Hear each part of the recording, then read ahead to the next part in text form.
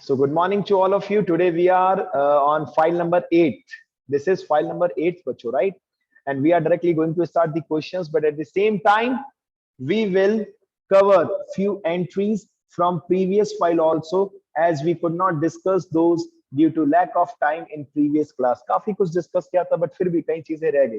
करेंगे वो भी डिस्कस करेंगे, डोंट वरी. चलिए, we are directly starting with question number 15.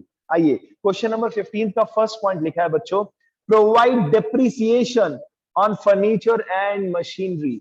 सबसे पहले मैं हेडिंग लिख देता हूं, journal in the books of, journal in the books of, जो भी मालिक है उसका नाम लिख देना, राइट.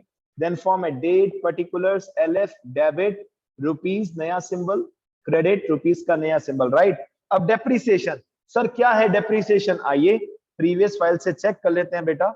ये लीजिए, हमने डेप्रिसिएशन कल नहीं डिस्कस किया था, आई थिंक. ये लीजिए, ये देखिए बेटा, दिख रहा है डेप्रिसिएशन आप सभी को? देखिए जल्दी से, क्या कह रहा है डेप्रिसिएशन?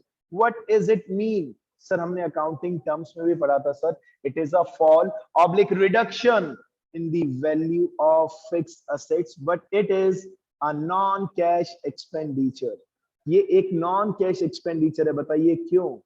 क्योंकि सर डेप्रिसिएशन से कभी भी पैसे नहीं जाते सर, केवल असेट की वैल्यू डिक्रीज होती है, दैट्स इट. और लैंड के ऊपर कभी भी डैप नहीं लगता सर. डेप्रिसिएशन एक नॉन कैश एक्सपेंडिचर है, लेकिन एक्सपेंडिचर तो है, एक्सपेंडिचर तो है ना. That's why as per the nominal account rule हमने डेप्रिसिएशन को क्या कर दिया? डेबिट. टू में कैश मत लिख देना लाइफ में कभी भी. टू में जिस असेट के ऊपर डैप लगा है उसका नाम आपको लिखना पड़ेगा और असेट की वैल्यू डिक्रीज हो जाएगी. आइए बेटा चेक करते हैं. आइए फर्स्ट पॉइंट का आंसर, डेट नहीं लिखी तो डायरेक्टली पॉइंट नंबर 1, डेप्रिसिएशन लगा है, फर्नीचर के ऊपर भी लगा है, मशीन के ऊपर भी लगा है. सर डेप्रिसिएशन लाइफ में कभी भी अगर हम अकाउंट्स मेंटेन करते हैं हमेशा डेबिट में आएगा, हमेशा, for ever and ever and ever, for ever, right बेटा. और टू में डैप किसके ऊपर लगा है? सर कुछ फर्नीचर के ऊपर लगा है और कुछ मशीन के ऊपर लगा है, राइट बच्चों. To furniture account, to machine account. ठीक है, चेक करें फर्नीचर के ऊपर कितना लगा है? 500 रुपीज. मशीन के ऊपर कितना लगा? 2000 रुपीज. टोटल कितना हुआ? 2500. खत्म. आप सभी को मैं साथ साथ एक इंपॉर्टेंट मैसेज दे देता हूं. मंडे तक जर्नल के आपको नोट्स, इंक्लूडिंग नोट्स, आपको कम से कम 15 क्वेश्चंस तक का टास्क रजिस्टर में सॉल्व करके पीडीएफ भेजना है बेटा. नहीं तो मैं आपके पेरेंट्स से बात करूंगा और पेरेंट्स को कंप्लेन नहीं करूंगा, कहूंगा या तो आपके बच्चे करने में कैपेबल नहीं है, तो मैं घर आ जाता हूं. विश्वास करें, मैं घर भी पहुंच सकता हूं. और ये कंप्लेनिंग वे में नहीं कह रहा, ताकि आपका करियर बनाना है तो मेरी भी रिस्पॉन्सिबिलिटी बनती है. आई विश आप मुझे एक सिंगल पीडीएफ भेजेंगे जिसमें जर्नल के रूल्स एंड रेगुलेशंस होंगे और एटलीस्ट 15 क्वेश्चन होंगे, राइट बेटा. किसी क्वेश्चन का सॉल्यूशन चाहिए, मैं आपको वो भी प्रोवाइड कर दूंगा. आप मुझे पर्सनल मैसेज कर सकते हैं, मुझे बहुत अच्छा लगेगा, राइट. सेकंड पॉइंट में आइए, क्या लिखा है? Received cash 1000 from bad debts return of last year. अरे बाप रे, लास्ट ईयर आपके 1000 डूब गए थे, वो इस साल वापस मिल गए. क्या आप में से कोई ट्राई करना चाहेगा? डेबिट में कौन सा अकाउंट आएगा? डेबिट में, डेबिट कैश में account. Cash account, that's recovered account. बिल्कुल सर, कैश अकाउंट ओपन होगा डेबिट में, because cash is coming to the business. और टू में बेड डेट्स रिकवर, क्योंकि डूबा हुआ पैसा. वेरी गुड बेटा. सर अगर पैसा डूबता है तो हम बेड डेट्स अकाउंट ओपन करते हैं, और डूबा हुआ पैसा अगर वापस से रिकवर हो जाए तो ये प्रॉफिट है सर, प्रॉफिट क्रेडिट में आता है. The amount is 1000. अब किसी क्वेश्चन में अगर 5000 लिखा है तो आप 5000 लिख देंगे, but the entry will remain same. इससे अच्छी क्या बात हो सकती है, राइट. पॉइंट नंबर 3, देखिए बेटा, point number 3, Ajay Singh was declared bankrupt. अरे बाप रे, अजय बैंकक्रप्ट डिक्लेयर हो गया बेटा. अजय है ना, अजय आप जानते होंगे ना, अजय वो बैंकक्रप्ट डिक्लेयर हो गया और हम उससे 2500 मांगते थे और सब के सब डूब गया बच्चों. डेबिट में कौन सा अकाउंट होगा? ओनली डेबिट बताइए पहले. Debit, bad debt. Bad debts account open होगा. Very good. Bad debts debit to debtors. To debtors. और डेटर्स का नाम इस क्वेश्चन में गिवन है बच्चों, अजय. सर अजय अच्छा इंसान नहीं है, बताओ क्यों? क्यों नहीं है बेटा अजय अच्छा इंसान? हमारे 25 रुपए आपने पैसे खा गया. सर हमारे पैसे, देखिए अलग अलग भावनाएं उजागर हो रही है।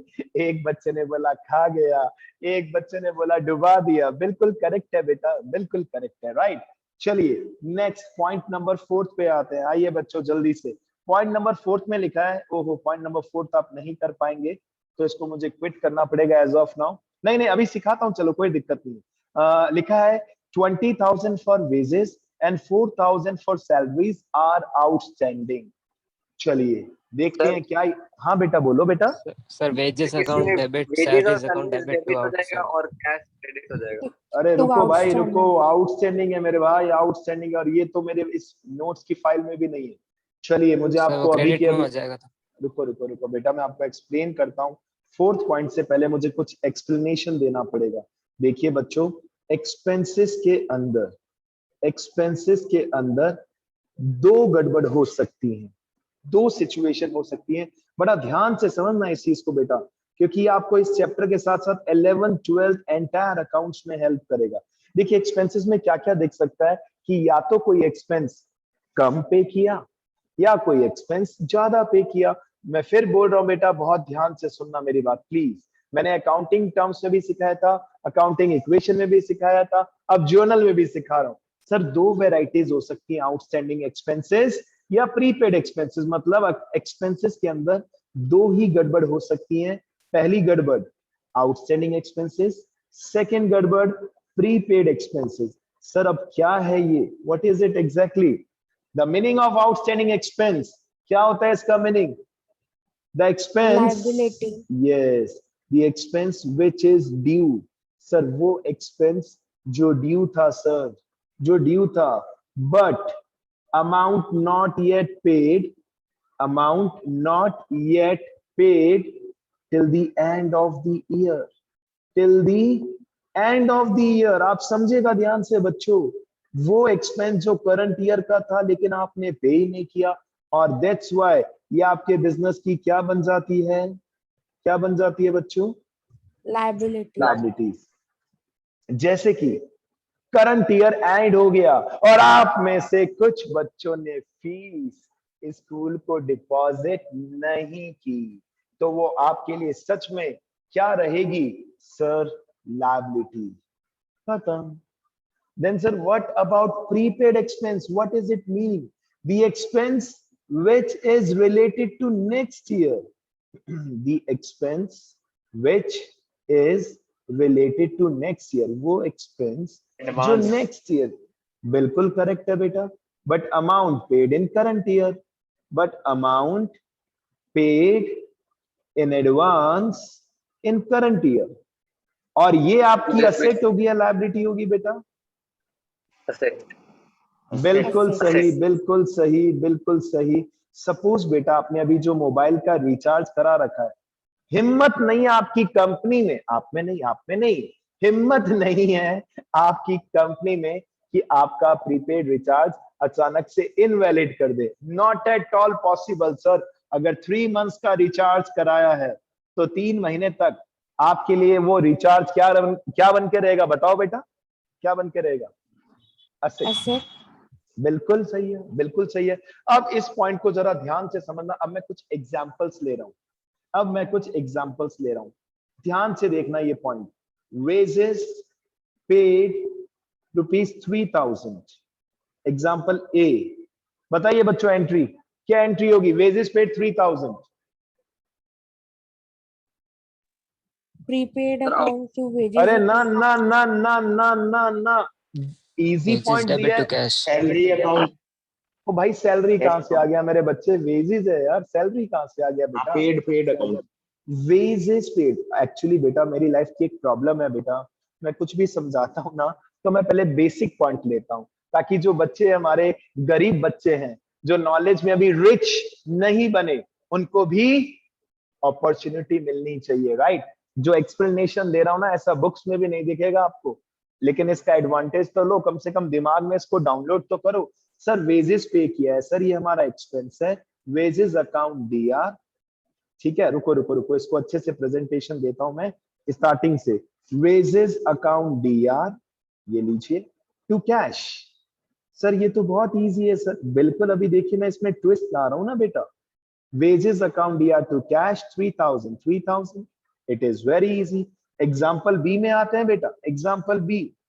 अब देखो मैं क्या वर्ड लिख रहा हूं, वेजेस आउटस्टैंडिंग, वेजेस आउटस्टैंडिंग, या फिर इसके लिए एक और लैंग्वेज यूज कर सकता हूं मैं, वेजेस आउटस्टैंडिंग 1200, या फिर एक और लैंग्वेज क्या यूज कर सकता हूं, वेजेस ड्यू। कोई भी एक्सपेंस है मतलब उसके आगे अटैचमेंट करके हम लिख सकते हैं wages due but not paid ₹1200। ठीक है, यानी कि सर इस बार हमने वेजेस पे नहीं की तो क्या हुआ, सर हमें पता है अकाउंट्स हमेशा एक्रूवल बेसिस पर बनाए जाते हैं। सर अब ये एक्रूवल बेसिस क्या आ गया, क्यों बेटा प्रोसेस एंड बेस चैप्टर नहीं कराया, क्यों बच्चों मैचिंग कंसेप्ट नहीं कराया, एक्रूवल कंसेप्ट नहीं कराया। क्या कहते हैं एक्रूवल कंसेप्ट या matching concept, that we have to show the actual expenses of current year, doesn't matter amount paid or not, कम पे किया ज्यादा पे किया कोई टेंशन नहीं है। अगर करंट ईयर का एक्सपेंस है भले आपने पैसे नहीं दिए but then also it should be shown in the books of accounts. देखिए बेटा क्लियर सी बात है, वेजेस पे करनी थी लेकिन हमने नहीं पे की तो क्या हुआ, एक्चुअल एक्सपेंस है, वेजेस अकाउंट को डेबिट करेंगे, बिल्कुल डेबिट करेंगे। कितने रुपीस से, 1200। अच्छा अभी आप सब बच्चों ने कहा सर अगर नहीं पे किया या कम पे किया तो वो हमारे बिजनेस के लिए क्या है, लायबिलिटी है। तो लायबिलिटी है तो लायबिलिटी को कहां लिखते हैं, डेबिट में या क्रेडिट में, बताइए बच्चों कहां लिखते हैं लायबिलिटीज को, बोलो। क्रेडिट। क्रेडिट, ये लीजिए perfect answer, credit. And what about asset, what about asset, debit. Debit. तो बेटा अगर ये चीज याद रह गई दिमाग में तो आप कहेंगे सर ये बहुत इजी है। हालांकि सच कहूं तो बेटा मुझे मेरी लाइफ में कोई भी एग्जामिनर, कोई भी टीचर ये नहीं एक्सप्लेन कर पाया था। तब से लेकर मेरे दिमाग में, मेरे दिल में एक पेन था, पेन, दर्द कि यार ये क्या है आखिर आउटस्टैंडिंग एंड प्रीपेड। तो आपको नहीं समझ आए तो आप 10 बार भी पूछना चाहें, प्रॉमिस कर रहा हूं आप मुझसे पूछ सकते हैं, मैं गुस्सा नहीं होऊंगा, मैं नाराज नहीं होऊंगा, मैं डांटूंगा नहीं। लेकिन ऐसा फ्यूचर में आपके साथ ना हो। बेटा देखिए आपके घर पे बिजली का बिल अगर आया, आपने जब तक पे नहीं किया उसको आप क्या वर्ड यूज करेंगे, आउटस्टैंडिंग या प्रीपेड, बताइए। आउटस्टैंडिंग। बिल्कुल सही है, बिल्कुल सही है, बिल्कुल सही है। ठीक है, और अगर आपने अपने स्कूल को फीस एडवांस में देते हैं वैसे तो जनरली बेटा, रिचार्ज भी एडवांस में कराते हैं। जिम अगर आप में से कोई बच्चा जाता हो तो पेमेंट एडवांस में होता है या कैसे होता है, लेटर ऑन या advance? Advance. Prepaid. Sir advance होता है सर, बिल्कुल सिंपल सी बात है sir, it is in advance. और तभी तो हमारी असेट बन जाती है। सर ईयर का सब्सक्रिप्शन ले लिया, अब पूरे साल जिम जाएंगे, जाना बिल्कुल नहीं है बराबर, नौटंकी पूरी रहनी है, लेकिन कहते तो है ना सर पैसा दे दिया अब हमारी असेट है, जब मूड होगा तब जाएंगे, राइट। असेट डेबिट में आती है, लायबिलिटीज क्रेडिट में आती है। देखिए मैं क्या आंसर लिखने वाला हूं, wages account DR to outstanding wages, wages account DR to outstanding wages 1200। यानी सर फर्स्ट एग्जांपल और सेकंड एग्जांपल में क्या डिफरेंस दिख रहा है, फर्स्ट में भी वेजेस डीआर था, सेकंड में भी वेजेस डीआर था। फर्स्ट में पे कर दिया तो we have mention, we have return, we have open cash account in credit side, और अगर पे नहीं किया तो हमने क्या किया, to outstanding wages account. Wow sir ये तो बहुत इजी है। अब एडवांस ले रहे हैं, थोड़ा सा एडवांस में आ जाए बेटा, थोड़ा सा एडवांस। एग्जांपल सी, नाम चेंज कर रहा हूं, instead of wages I am attaching the word salary, salary paid ₹10,500। ठीक है, ब्रैकेट में लिखा है per month salary, per month salary to be paid. हमारे अंडर में एम्प्लॉयज थे, उन्हें हमने सैलरी दी 10,500, per month salary to be paid 1,000 rupees. अब आप बताइए आउटस्टैंडिंग है, प्रीपेड है, क्या है बच्चों, ट्राई कीजिए। Outstanding. How much, how much, how much sir how much, sir 1500। Right है क्या बेटा answer 1500? Is this correct, yes और नो? हाँ सर। बिल्कुल करेक्ट है, वेरी गुड बेटा, very good, very good, very good. Sir देखिए सिंपल सी कहानी है, हमने सैलरी पे कर दी 10,500, लेकिन डेटा नॉलेज ये हमें कह रहा है कि पर मंथ जो हमें सैलरी देनी थी वो देनी थी 1000 रुपीज पर मंथ। तो sir we know very well that in a year there are 12 months, 12 months होते हैं एक ईयर में। तो सर पर मंथ 1000 के हिसाब से एक्चुअल एक्सपेंस तो सर 12000 बनता है। लेकिन सर हमने तो पूरा पे ही नहीं किया, कोई बात नहीं, जितना पे किया उसके अकॉर्डिंग एंट्री कर दो। और एक्रूअल बेसिस को यूज करते हुए सैलरी अकाउंट डेबिट। अब सैलरी एक्सपेंस है इसलिए इसको डेबिट किया। और एक्रूअल कंसेप्ट क्या कहता है? एक्रूअल कंसेप्ट एक्चुअल एक्सपेंसेस को डेबिट करो, और एक्चुअल एक्सपेंस 12000। भले आप कम पे करें, भले आप ज्यादा पे करें, एक्चुअल एक्सपेंस 12000 है। सर रुको रुको सर रुको, सर हमने तो कैश ओनली 10500 पे किया है सर, तो रिमेनिंग 1500 क्या बन जाएगा हमारी? बताइए बताइए बच्चों। Outstanding. और उसको हम लिखेंगे to outstanding Credit. Salary. Very good बेटा, टू आउटस्टैंडिंग सैलरी 1500, ये हमारी लायबिलिटी बन जाएगा। That's it. तो बेटा ये कॉम्बो पॉइंट करा दिया मैंने। देखिए फर्स्ट पॉइंट मैंने क्या कराया था? एक्सपेंसेस पेड, चेक कर लो, वेजेस दिया टू कैश, एक्सपेंस दिया टू कैश। सेकंड पे नहीं किया तो हमने किया एक्सपेंस दिया टू आउटस्टैंडिंग एक्सपेंस, यानी कि वेजेस दिया टू आउटस्टैंडिंग वेजेस। और थर्ड इज अ कॉम्बो, कुछ पे किया और कुछ पे नहीं किया। वाओ वेरी गुड, ये तो हो गया। चलिए अब मैं आता हूं आपके क्वेश्चन नंबर 15 के ऊपर कंटिन्यू। क्वेश्चन नंबर 15 कंटिन्यू, और यहां पर हम थे पॉइंट नंबर 4 की ओर। आइए चेक कीजिए बेटा, क्वेश्चन नंबर 4 क्या रहा है इसका? ₹20,000 for wages and 4000 for salaries are outstanding. दो अलग अलग नेचर की चीजें हैं, दोनों को अलग अलग प्रेजेंट कीजिए, मिक्स मत कीजिए प्लीज बेटा। सबसे पहले हमने आपको कहा है वेजेस आउटस्टैंडिंग है, the entry will be wages account DR2, क्या लिखेंगे 2 में? बताइए बच्चों। Outstanding wages. Wages Very good. outstanding. बिल्कुल करेक्ट बेटा, wages account DR2 outstanding wages. और नेक्स्ट लिखा है इसी में सैलरी भी आउटस्टैंडिंग है। अरे सर इसका नेचर फिक्स हो चुका है, कोई भी एक्सपेंस आउटस्टैंडिंग होगा तो चेक करो presentation, wages DR2 outstanding wages, salary DR2 outstanding salary. अगर रेंट आउटस्टैंडिंग होता तो हम करते rent DR2 outstanding rent, that's it. Wages outstanding है 20,000 और सैलरी आउटस्टैंडिंग है बच्चों 4000। चलिए अब देखते हैं आप में से कितने बच्चे आंसर देंगे मेरे क्वेश्चन का। ईयर एंड हो चुका है, नेक्स्ट ईयर के अंदर आपने इस आउटस्टैंडिंग सैलरी का पेमेंट कर दिया। क्या आप में से कोई बता सकता है क्या एंट्री करेंगे फिर नेक्स्ट ईयर? ये पेपर में कभी पूछा नहीं जाएगा, किसी भी बुक में नहीं दिखेगा, बट एक क्वेश्चन मन में आना चाहिए कि अगर इस आउटस्टैंडिंग सैलरी का पेमेंट हमने नेक्स्ट ईयर कर दिया, क्योंकि आज नहीं तो अगले साल करना तो पड़ेगा ना बेटा। यस बेटा, जो भी बताना चाहे बताओ बिंदास। Salary account. Outstanding Outstanding salary debit. account to cash account. रुक जाओ, थोड़ा सा कंफ्यूजन हो गया। चलो जिसने भी बोला ट्राई किया, दैट्स गुड। मैं आंसर बताता हूं, आप अपने आप को जज कर लेना। सर देखिए नेक्स्ट ईयर अगर हम पे करेंगे तो फिर से सैलरी अकाउंट को डेबिट नहीं कर सकते, वो गलत होगा। हमने एक आर्टिफिशियल अकाउंट ओपन किया है, पर्सनल अकाउंट के अंदर रिप्रेजेंटेटिव में आता है ये आउटस्टैंडिंग सैलरी। सर जिस दिन हम इसका पेमेंट करेंगे इसको क्रेडिट से डेबिट में ले आएंगे और टू कैश, खत्म। यानी कि कैश कभी भी पे करो चलता है, हमें एक्चुअल एक्सपेंसेस। ये भूपेंद्र बेटा, एनी डाउट बेटा? अगर आप नेक्स्ट ईयर पे करेंगे तो क्या हिसाब होगा? आउटस्टैंडिंग सैलरी क्रेडिट से डेबिट, टू में bank, finish. Sorry to cash, cheque से पेमेंट करोगे तो टू बैंक। डन बेटा डन। नेक्स्ट पॉइंट देखिए क्या लिखा है 15th का next point, point number 5th। Purchase furniture for 6,000 for the proprietor and paid the amount by check।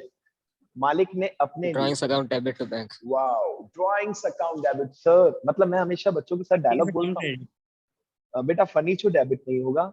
अगर मालिक ऑनर बिजनेस से कहते हैं हेलीकॉप्टर भी खरीद ले, हम ड्राइंग्स अकाउंट ही डीआर करेंगे सर, पर्सनल यूज आते ही सर। हाँ गुड पंकज, ये सिंबल बनाना भी सीखूंगा बेटा मैं किसी दिन। कितनी अच्छी अच्छी चीजें आप करते हैं, वेरी गुड। अच्छी बात है बेटा, सिंपल है, इट्स ओके है ना। फन लविंग लाइफ होनी चाहिए सर, एंजॉय भी करे, स्टडीज भी करे और एट द एंड सक्सेसफुल भी बने, right. Drawings account debit, sir लेकिन हमने पेमेंट किया है चेक से तो हमारा बैंक अकाउंट डिक्रीज हो चेक जाएगा। अकाउंट बैंक वेरी गुड बेटा, वेरी गुड। मैं आप सबको एक सच बता रहा हूँ बेटा, लास्ट ईयर भी मैंने ऑनलाइन पढ़ा है, बट मुझे पता नहीं क्यों ऐसा लगता है कि इस बार के जो 11th के बच्चे, ये दिल से कह रहा हूँ बेटा, मतलब यू आर वेरी गुड बेटा, very good. Seriously I should clap for all of you. आप सब बहुत अच्छा कर रहे हैं, बस लेकिन एक ही प्रॉब्लम है कि कई बच्चे डाउट्स नहीं पूछते और कुछ बच्चे इतने डाउट्स पूछते हैं कि दिन में एनी टाइम। तो बेटा आप जो बच्चे लाइक हार्दिक, मैंने अभी कभी नहीं देखा आपने डाउट पूछा है, भूपेंद्र आपने कभी डाउट नहीं पूछा, लक्ष्य, कीर्ति ने आई थिंक कभी कभार, ठीक है, राघव नहीं पूछा आई थिंक आपने भी। तो बेटा आप सब मेरे लिए इक्वल है, आप सब इक्वल है, राइट? ठीक है, परफॉर्म करते रहो। अपने मन के जो भी डाउट्स हो, कहीं से भी, किसी भी बुक से, कुछ भी आपको अकाउंट से रिलेटेड डाउट है, जीके वीके मत पूछना बेटा, मेरी जीके बहुत वीक है, because I love only accounts, right बेटा? चलिए नेक्स्ट पॉइंट पे आते हैं। अरे नेक्स्ट पॉइंट लिखा है इंटरेस्ट ऑन कैपिटल। फिर से मुझे क्वेश्चन में एक कॉमर्शियल ब्रेक लेना पड़ेगा और आप सभी को एक पॉइंट समझाना पड़ेगा, इंटरेस्ट ऑन कैपिटल। सर हमने स्टार्टिंग में भी बच्चों के साथ ये डिस्कस किया था, इंटरेस्ट ऑन कैपिटल क्या होता है। सर बिजनेसमैन है ना, जो बिजनेस में जो भी पैसा इन्वेस्ट करता है ना सर, अपने इन्वेस्टेड अमाउंट के ऊपर बिजनेस से क्या लेना पसंद करता है? बिजनेस एक्सपेक्ट करता है कि मुझे मेरी कैपिटल के ऊपर क्या पे करो, क्या पे करो? Interest. That's why it becomes expense for the business. इसलिए तो ये बिजनेस का क्या बन जाता है? एक्सपेंस। और एक्सपेंस हमेशा कहाँ आता है, प्लीज बताइए बेटा। Debit. Debit. Very good, very good, very good, very good. यानी कि इंटरेस्ट ऑन कैपिटल एक्सपेंस है बिजनेस के लिए, इसलिए हम इसे डेबिट में करते हैं। अब एक छोटा सा क्वेश्चन बताइए कि अगर बैंक के साथ आपका लेन देन चल रहा है, रियल लाइफ के साथ की बात कर रहा हूं, आप सब सुनना बेटा, आप सभी के पेरेंट्स के बैंक में अकाउंट है, और अगर बैंक ने आपके पेरेंट्स को इंटरेस्ट दिया, ब्याज भले 100 रुपए दिया, घर पे आके देगा बैंक कि आपके पेरेंट्स के अकाउंट में प्लस करेगा? बैंक में। सर अकाउंट में ऐड हो जाएगा। Very good, very good, very good. Bank कभी घर देने नहीं आएगा। इन द सेम मैनर बिजनेस कभी भी आपके घर पे इंटरेस्ट मालिक के घर पे नहीं देने आएगा कि लो जी दुकान से घर पे आ रहा है। जैसे बैंक आर्टिफिशियल एंटिटी है, बिजनेस भी आर्टिफिशियल एंटिटी है। बिजनेस क्या करेगा? आपके अकाउंट में प्लस कर देगा। और सर बिजनेसमैन और बिजनेस के बीच में जो कनेक्टिविटी है, ये केवल और केवल किसके थ्रू है? कैपिटल। किसके थ्रू है? कैपिटल। दैट्स व्हाई बिजनेस हमारी कैपिटल प्लस कर देगा। वाओ सर, ये तो बहुत ही इजी है, इसमें कोई प्रॉब्लम नहीं है। तो चलिए फिफ्थ के बाद सिक्स्थ पॉइंट का आंसर मैं आपको कराता हूं sir. Interest on capital business के लिए एक्सपेंस है, और एक्सपेंस को हम डेबिट में कर लिखते हैं। ये लीजिए, डेबिट में लिख दिया। कितना रुपीस इट इज? अरे सर अमाउंट नहीं दे रखा, निकाल लो ना बेटा। 9% इंटरेस्ट बिजनेस से हम लेते हैं, और 2,18,000 कैपिटल। 2 लाख का 9%, इट बिकम्स 18,000। लेकिन हम अपने बिजनेस से कैश में नहीं ले सकते, बिजनेस हमारे अकाउंट में प्लस कर देगा। ये लीजिए, टू कैपिटल। Very good. यानी कि interest on capital account DR to capital. अगर आपने टू कैश कर दिया, हम आपको इस एंट्री का 0 मार्क्स देंगे बेटा, सिंपल सी बात। और लास्ट पॉइंट, 7th पॉइंट, जो इसका रिवर्स है, which is the reverse of point number 6, और ये आपको आगे चलकर हेल्प करेंगे बेटा। मतलब एक बात बताऊं, लिमिट है, ऐसा नहीं कि कहीं से हम कुछ भी पूछ लेंगे। बस गिनती के कुछ एक टर्म्स और रहे हैं, उसके बाद चैप्टर खत्म हो जाएगा। केवल प्रैक्टिस के क्वेश्चंस आएंगे, मिक्स्ड क्वेश्चंस, राइट? जैसे आज आपने सबसे मेन क्या सीखा? आउटस्टैंडिंग एक्सपेंस सीखा। प्रीपेड एक्सपेंस नहीं सिखा पाए, क्वेश्चन में नहीं था, वो भी एक्सप्लेन करूंगा। इंटरेस्ट ऑन कैपिटल आपने सीखा। अब इंटरेस्ट ऑन कैपिटल की रिवर्स एंट्री होती है interest on drawings.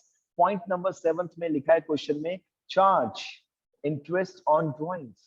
Sir interest on capital की टोटली रिवर्स एंट्री है। पहले मैं एंट्री लिखूंगा, फिर एक्सप्लेन करूंगा, ठीक है? जैसे कैपिटल क्रेडिट में होता है, तो ड्राइंग्स डेबिट में आता है। ड्राइंग्स अकाउंट डेबिट, ध्यान से सुनना, मैं एक्सप्लेन भी करूंगा। Drawings account debit to interest on drawings account. Short में मत लिखना बेटा। अब इसका कंसेप्ट समझा देता हूं, पहले अमाउंट लिख देता हूं और फिर इसके बाद इसका कंसेप्ट समझा देता हूं, ताकि आप सबको समझ में आए।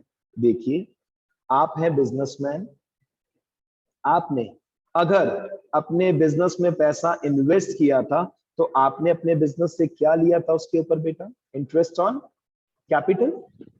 अगर आप पैसा इन्वेस्ट करते हैं तो आप बिजनेस से क्या लेते हैं? इंटरेस्ट ऑन कैपिटल, जो बिजनेस के लिए क्या बन जाता है? एक्सपेंस बन जाता है। इसका रिवर्स, बिल्कुल इसका रिवर्स, अगर आपने बिजनेस से ड्रॉइंग्स किया, क्या किया? ड्रॉइंग्स, तो बिजनेस उसके ऊपर आपसे क्या चार्ज कर सकता है? Interest. Interest on drawings. बिल्कुल बिल्कुल, जैसे अगर आप बैंक से लोन लेते हैं, अगर आप बैंक से लोन लेते हैं तो बैंक उसके ऊपर आपसे इंटरेस्ट लेता है। बिजनेस भी आपकी ड्राइंग्स के ऊपर आपसे क्या ले सकता है? इंटरेस्ट। देखा जाए तो बच्चा कहता है सर ये दोनों हम ही तो हैं। मानता हूं बेटा, बिजनेसमैन आप हो और आप ही अपनी दुकान रन कर रहे हो, कोई और रन नहीं कर रहा, बट बिजनेस एंटिटी कंसेप्ट पढ़ा था, हमें दोनों को अलग अलग मानना होता है, राइट। अगर हमने बिजनेस से ड्राइंग्स किया तो हमें उस ड्राइंग्स के ऊपर बिजनेस को इंटरेस्ट ऑन ड्राइंग्स देना पड़ेगा, जो बिजनेस के लिए बन जाएगा प्रॉफिट। और प्रॉफिट हमेशा कहां आता है बच्चों? प्रॉफिट हमेशा कहां Credit. आता है? क्रेडिट में। तो ये बात तो कंफर्म है कि इंटरेस्ट ऑन ड्राइंग्स हमेशा क्रेडिट में आएगा, राइट। लेकिन बिजनेस क्या करेगा? क्या हम बिजनेस को दुकान पे जाके कैश पकड़ाएंगे? नहीं सर, हम एक ही डायलॉग बोलेंगे, हमारे अकाउंट से माइनस कर लेना ना। जैसे ड्राइंग्स माइनस करते हो तो ड्राइंग्स में 1000 रुपए ब्याज के भी जोड़ लेना। सपोज हमने ड्राइंग्स 20,000 किया था और उसके ऊपर 1000 इंटरेस्ट दिया, तो 20 + 1 21,000 ओवरऑल हमारी कैपिटल में से क्या हो जाएंगे? माइनस। अब इसको याद करने का अच्छा तरीका क्या है? सर इंटरेस्ट ऑन कैपिटल की एंट्री तो हमें इजीली याद हो जाती है। The entry is interest on capital DR to capital, IOC DR to capital. इसकी reverse entry interest on drawings की है। जहां इंटरेस्ट ऑन कैपिटल एक्सपेंस है, वहां इंटरेस्ट ऑन ड्राइंग्स प्रॉफिट है। जहां कैपिटल क्रेडिट है, वहां ड्राइंग्स डेबिट है। डन बेटा। आज मैंने आपको 3 से 4 नए टर्म्स भी करा दिए, एक पूरा क्वेश्चन भी डिस्कस कर लिया। Question number 15 done. अब कुछ और चीजें हैं जो मैं चाहता हूं अभी के अभी करा दूं बेटा आपको। आइए, इसके लिए प्रीवियस फाइल आपको देखनी पड़ेगी। जल्दी से देखिए बेटा प्लीज। यस, देखिए देखिए बेटा, स्क्रीन पे बहुत ही इंपॉर्टेंट एक कंटेंट लिखा है। क्या लिखा है? आप में से कोई हेडिंग बता सकता है जल्दी से बेटा? क्या हेडिंग लिखा है? Purchase of goods Purchase and of goods and expenses. expense. कोई बात नहीं, आवाज क्लैश होती है, चलेगा। Purchase of goods and expenses incurred.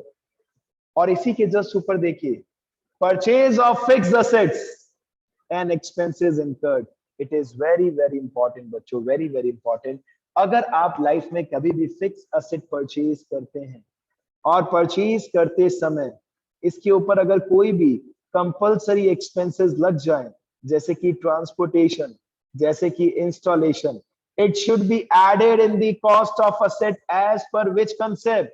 As per which concept? बताइए। वेरी गुड बेटा, very good very good very good sir. Cost concept हमने पढ़ा था सर बहुत ही अच्छे से, और ये एक ही चीज कहता है, अगर फिक्स असेट खरीदते समय जो भी एक्सपेंसेस हो रहे हैं इसे कॉस्ट में ऐड कर दीजिए। Whereas अगर आपने गुड्स परचेज किया, गुड्स, और उसके ऊपर एक्सपेंस हुआ, तो मेहरबानी करके यहां पर ऐसा मत करना। फॉर एग्जाम्पल, गुड्स खरीदा 1,50,000 का और कैरीज लगा 10,000। आपने एंट्री की purchase account debit, carries account debit. भाड़ा को कैरीज बोलते हैं आप, राइट, टू कैश। एक बात बताओ बेटा, आपके घर के पास में एक दुकान है और वो क्या करते हैं, कंपनी का एमआरपी लिखा हुआ प्रोडक्ट परचेज करके लाते हैं और एक्सपेंसेस होते हैं तो उसको कॉस्ट में ऐड करके ज्यादा रेट में बेचते हैं।